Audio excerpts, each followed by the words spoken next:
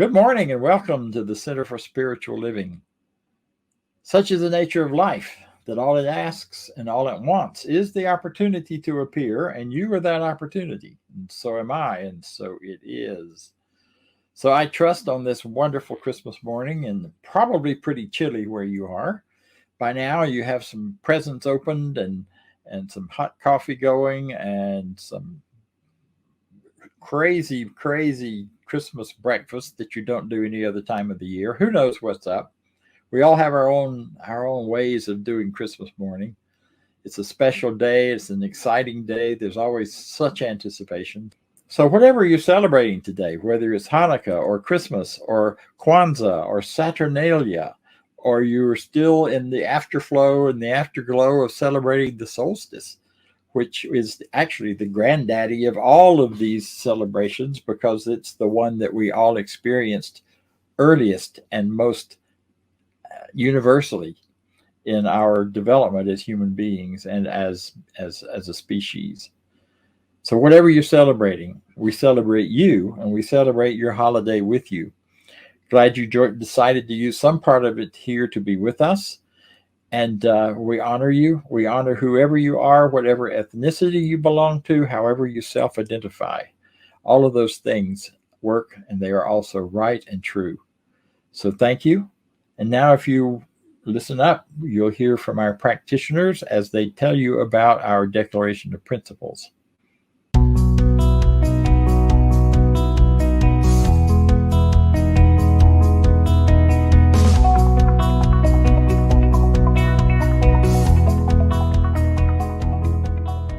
I believe in one God, one absolute power and first cause to all things.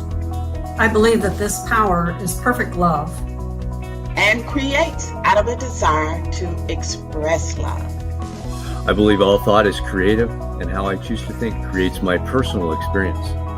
I believe in the unity of all life and the immortality of the individual soul, forever unfolding.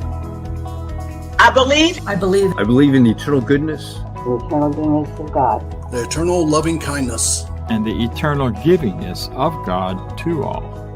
And so it is. And so it is. And so it is.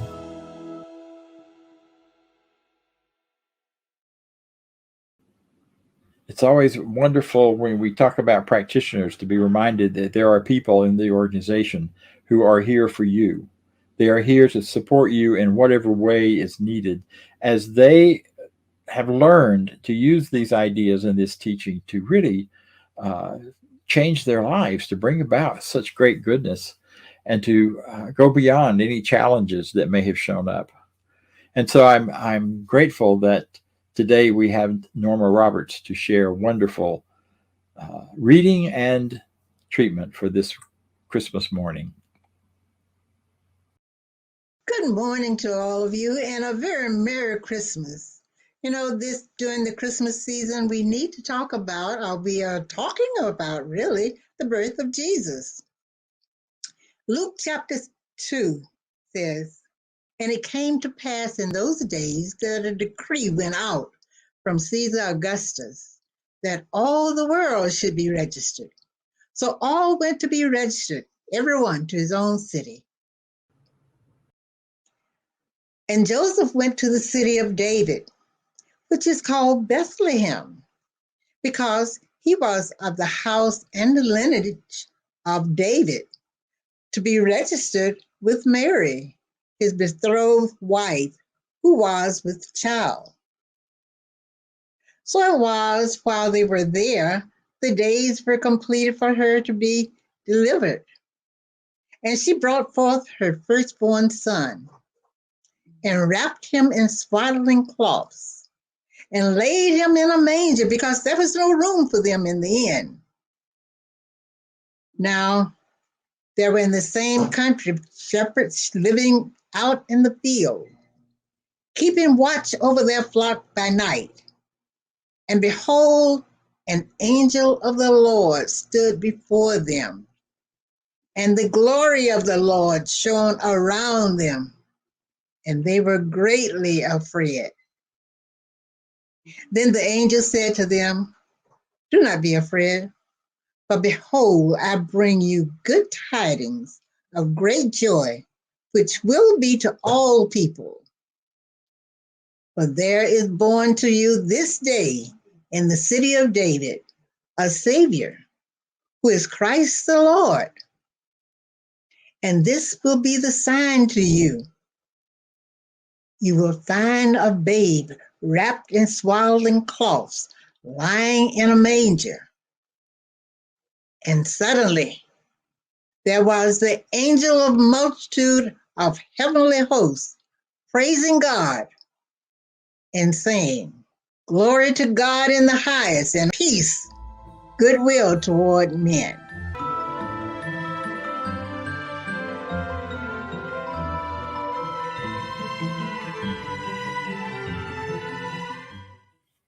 The Christmas story, the story of the birth of Jesus, is a myth in the sense that it's a truth that is of a story that has never, may or may not have ever physically actually happened, but is happening all the time in the hearts and minds of all of us.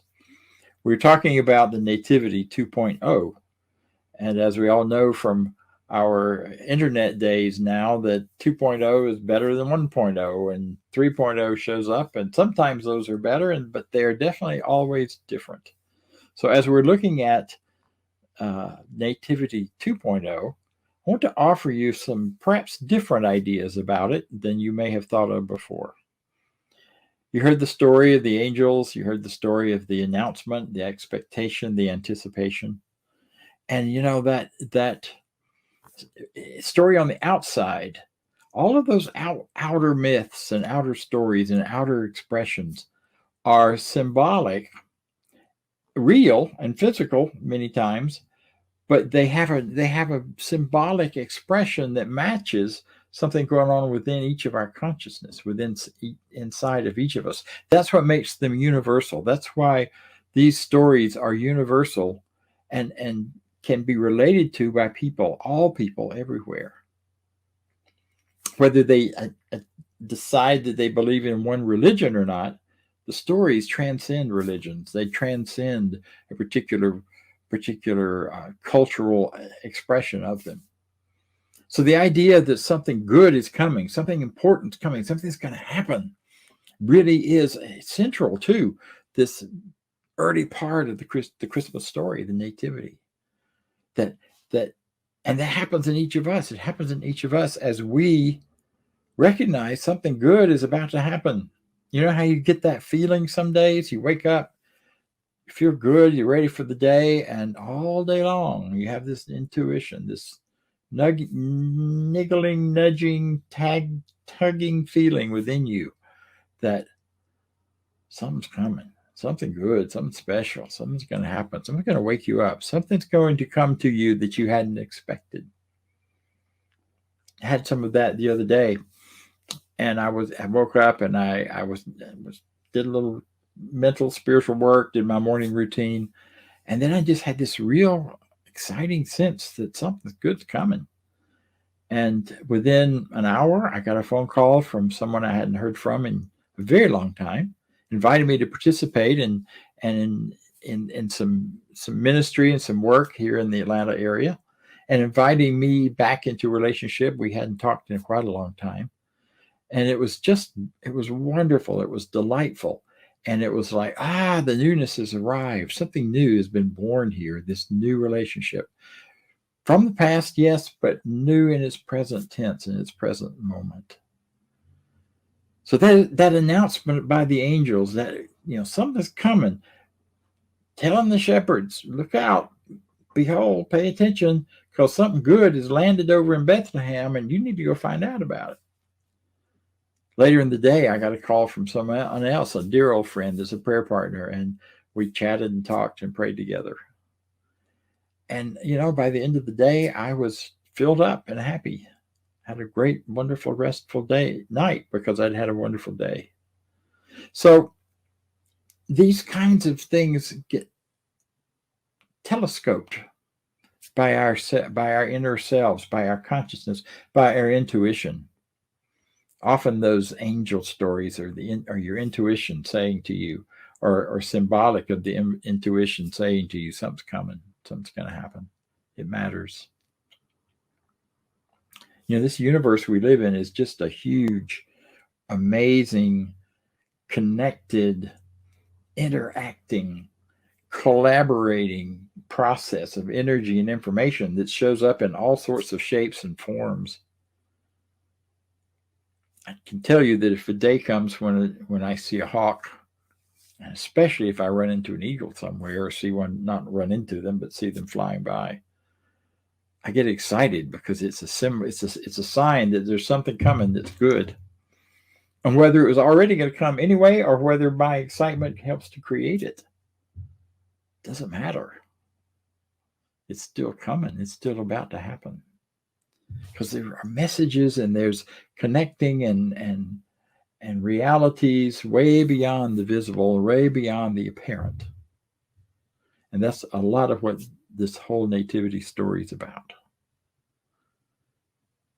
You know, the story goes on that Mary and Joseph, when they went down to register to pay their taxes, basically they had nowhere to stay in Bethlehem because the place was packed with all of the people coming back there who were of the house of David to register. And so they stayed in an inn. But there was no room in the inn. So I'm not quite sure where they stayed. But there was room in the stable in the inn for Mary and for the birth of the Christ. And one of the things that's always I've found amusing is that when we think of the story, you may think of the, an inn like this wonderful bed and breakfast with lights and candles in the windows, and it's just this welcoming, sweet, wonderful place. Well, that's not what an inn was in those days. An inn was an open space with some kind of barrier around it, either brush and thorny bushes that could not easily be gotten through, or walls, or some sort of barrier. And they had guards around them. And the inn, the safety was that because of the problem with thieves in those days, and especially against travelers, if you stayed at the inn, you got inside that and you pitched your tent, slept like you always did on the ground, and you will be okay because you were safe, because you were protected.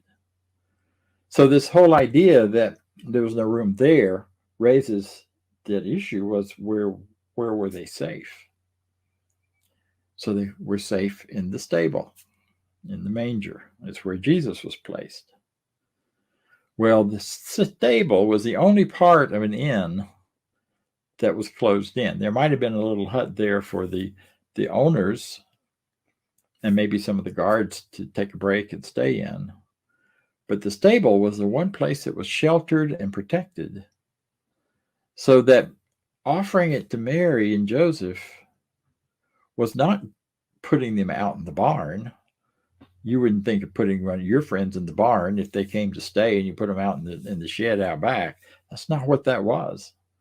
They were being offered the best place to stay, especially for someone about to give birth, which was closed in, it was sheltered, it was warm, it was safe. Safer than being out in the inn itself. So these wonderful things that happen inside of us, these ideas that are born and birthed and start to show up, they aren't tossed out into the shed. They aren't put aside as if they aren't important. No, they're put in the place of greatest importance in our minds. They come up and you find it and you nurture it and you think about it and you feel it. Jesus was put in the manger in the place of honor, in the place of protection, in the place of most high regard, which is really pretty wonderful when you think about it. It changes the story a little bit in terms of how you may have thought of it. Poor baby out there in the barn. No, blessed baby, blessed truth, blessed new idea, blessed goodness within you, held in the sacred space. You know, we say in this teaching, in a world of oneness where everything is connected and there is really only one great power that we all live in, and each live and move and have our being. You are the center of that universe. That manger was the center of that inn. It's where the animals came to eat. It's the place that nurtured so much. And that's what we do with new ideas. We bring them into that place of privacy, of care, and we nurture them, and we guide them, and we listen to them, and we let them inform us, and we grow. The other part of the story that comes later, and if you get real technical, probably didn't happen until quite a while later, was the appearance of the wise men. They saw the star in the east. They saw the light, and they followed it. You see a light, you get a good idea, and you follow it. So they followed that, and they came to the place in Bethlehem when the light was shining above it. We get ideas sometimes, or we just have an inkling of something, and we follow our ideas, and we get out of the way of trying to control it, and we just follow it. We just notice and pay attention. The next thing we know, there we are. We've arrived. They arrived. They found the babe lying in a manger. Yeah. And so they came. They were the bearers of great wisdom. It's also an interesting little twerky tidbit that we always talk about the three kings or the three wise men. Nothing says that they were kings, and nothing says there were three of them. There were three gifts, but not three people. So there could have been a whole horde of brilliant astrologers who had studied the stars and followed it to this point.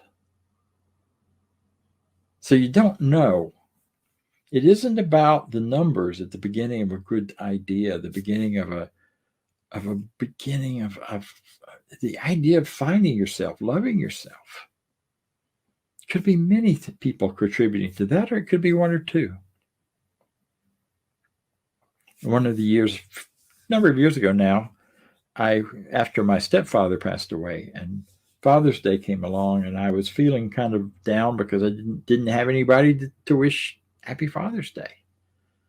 So I made a list of all of the men in my life who were older, who had fathered me in one way or another, given me a good idea, given me love, support, shelter, all those things we think of fathering to be. And the list was quite long. I was overwhelmed with gratitude. I am, as I talked about it. For all of the wise ones that came to me and said, here, let us give you a gift of gold, a gift of value, letting you see how much we value you. Frankincense and myrrh, which are things that help you in funerals. There were incense, and there were things that were used in burial, but the significance of that is they were offering lifelong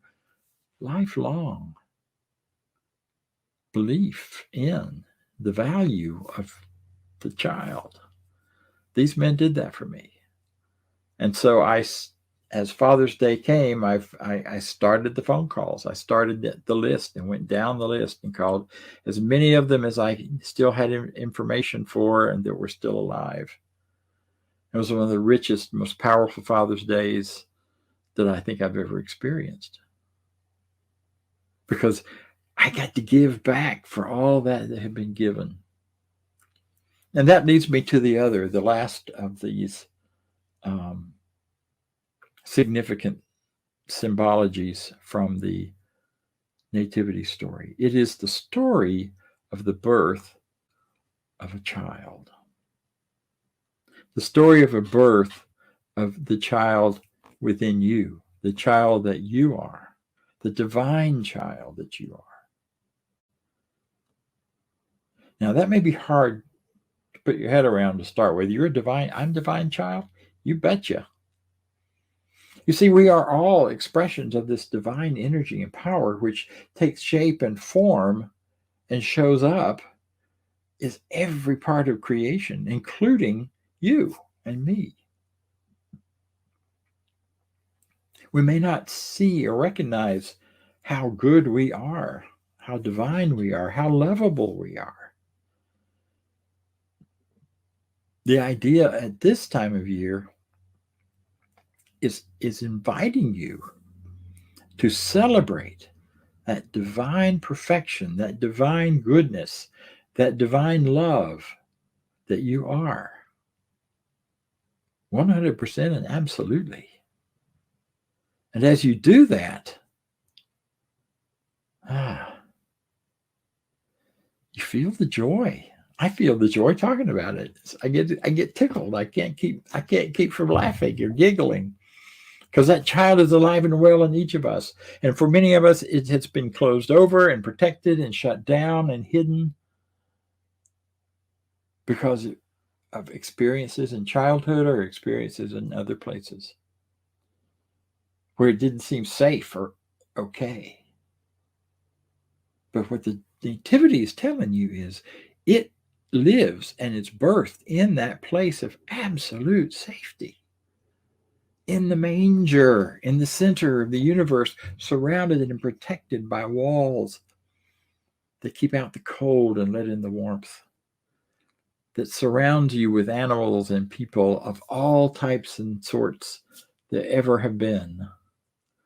They're all symbolic of the multiplicity of our lives and the beauties of our lives.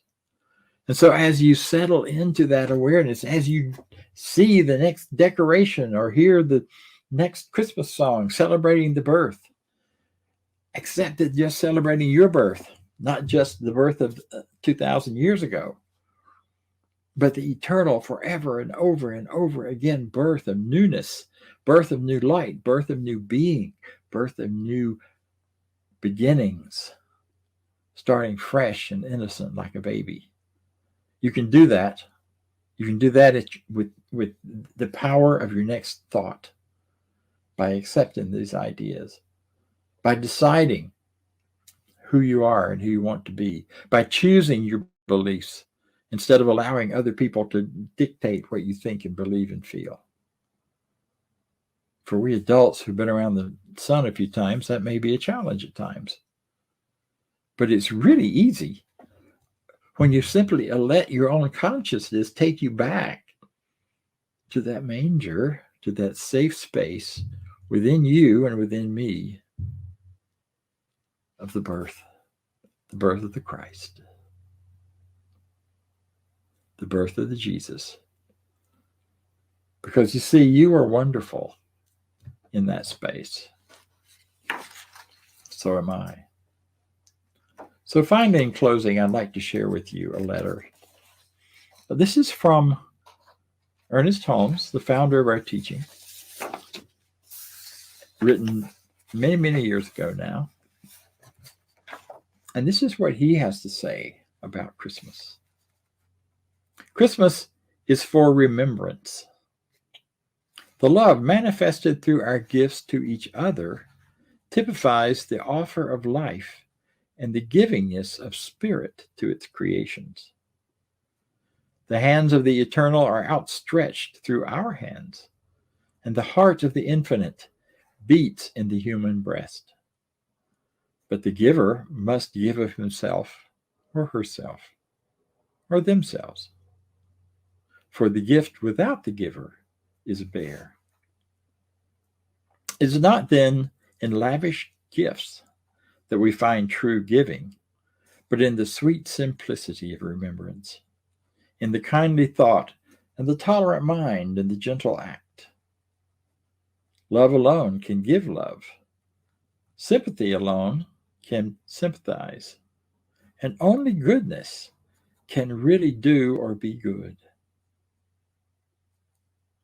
The one who gives for reward does not give at all. He seeks to bargain, to trade for spiritual gifts. Hence he senses a loss in his own giving and finds no contemplation or completion through the act. But he who gives half his meat to the hungry feels justified and is warmed by his real sense of camaraderie.